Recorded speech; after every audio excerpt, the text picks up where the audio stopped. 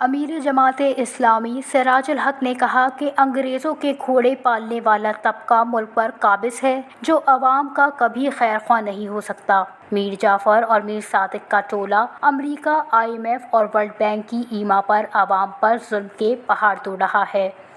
یہ بات انہوں نے جیکب آباد میں جماعت اسلامی کی جانب سے منعقدہ افطار ڈنر کے دوران شرکاء سے خطاب کرتے ہوئے کہی۔ انہوں نے کہا کہ PP ہو یا PDM، کسی نے بھی عوام کو حقوق نہیں دیے۔ ملک سیاسی اور آئینی بحران کا شکار ہے، پارلیمنٹ اور عدلیہ میں جنگ کا ماحول ہے اور سیاسی پارٹیاں دست و گریباں ہیں۔ عوام بدحالی، بے روزگاری اور غربت کا شکار ہے۔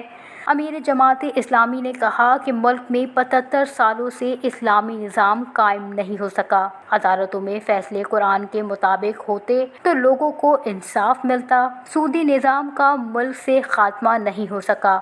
وفاقی شرعی کورٹ اور اسلامی نظریاتی کونسل کے فیصلوں کے باوجود ملک سودی نظام کے تحت چلایا جا رہا ہے۔ غریب اور کمزور کو انصاف نہیں ملتا۔ 75 سال سے ملک پر مسلط طبقے نے عوام کو بنیادی حقوق سے محروم کر رکھا ہے۔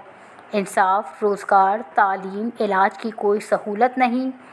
ملک کی 23 کروڑ عوام کو حکمرانوں نے 10 کلو آٹے کے تھیلے کے پیچھے لگا رکھا ہے۔ اب تک اس ضمن میں 20 سے زائد لوگ شہید ہو چکے ہیں۔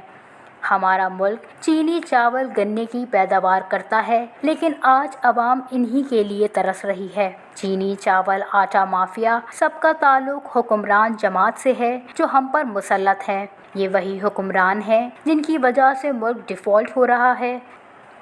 واش نیوز، جیکب آباد۔